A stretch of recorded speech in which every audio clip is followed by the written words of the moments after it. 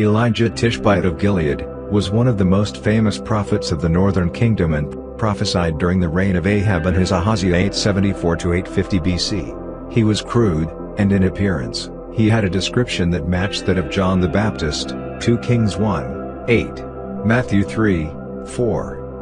Elijah appears for the first time in 1 Kings 17 where he announces to King Ahab that because of his idolatry there would be a prolonged drought in the land of Israel. Then Jehovah orders him to go to the desert and to the stream of Gwerib. In that place he is fed nothing more and nothing less than ravens. There is a controversy about the latter, since some interpret that the crows were people, Arabs, since the words crow and Arabic are written in the same way in Hebrew, but have different pronunciation. Ravens Orvim and Arabs Arvim. It is also argued that the raven is considered an impure animal, so it would be a despicable thing to eat what they carried in their claws for an Israelite. When the stream dries up, Elias moves to Sarepta.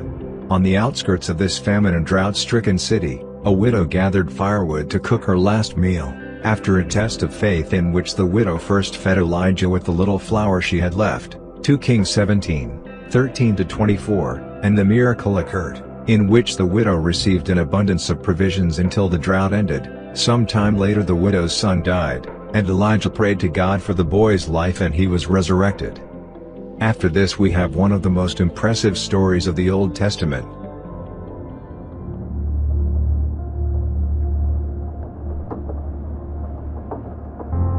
The worship of an idol called Baal was very strong in Israel. The idolatry towards this pagan god had more followers of the worship of Jehovah than those Israelites who remained faithful to the law.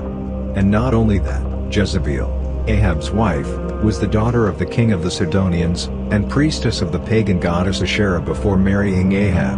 1 Kings 16:31. 1 Kings 1:18. Jezebel was then a fervent worshipper of Baal and Asherah. She also had a strong character for which she manipulated her husband at will. Elijah then makes a challenge to the prophets of Baal in front of the people of Israel, summoning them to Mount Carmel in the sight of all, to prove who the true God was. 2 Kings 18:17-40. The two of you should present an offering, and the God who responded with fire would be the true God. Elijah gave them the first turn, but time passed and while the prophets of Baal flagellated themselves so that his God would hear him, Elijah made fun of them by ironizing that his God was distracted or busy. But when it was Elijah's turn, the power of God, in the form of fire, consumed the entire offering, thus demonstrating that Jehovah was the only true God and that Baal was a false god. As a consequence, the 450 prophets of Baal are slaughtered following the capital punishment that was ordered in the law on false prophets. This event produces the anger of Jezebel who threatens the life of Elijah, and it is when the prophet feels fear to the point of fleeing, not without first pronouncing the end of the drought. 1 Kings 18:41-19:8. In the cave we see the prophet who is depressed to the point of not wanting to live, more literally. 1 Kings 19:4. Take my life, because I'm no better than my parents. But Jehovah encourages him, orders him to set out and carry out the task of anointing a new king of Israel, and also the new king of Syria. This task entrusted by God would not be carried out by him, but later, his disciple Elisha would be the one who would anoint these two kings. 2 Kings 8:8-15, 9.1-10. Elisha became his disciple when the prophet Elijah passed before his plow where he called him to follow him, and apparently the fact that Elijah threw his mantle on Elisha indicated that he was choosing him as the successor of 1 Kings 19:19-21.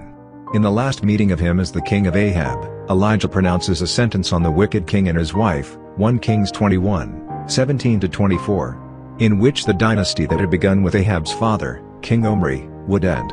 And this was fulfilled with the arrival to the throne of King Jehu who exterminates the house of Ahab, 2 Kings 9:30-10-37. His last prophetic act happens when King Ahaziah, son of Ahab, falls ill, and he orders his soldiers to go in search of the help of an idol, Beelzebub.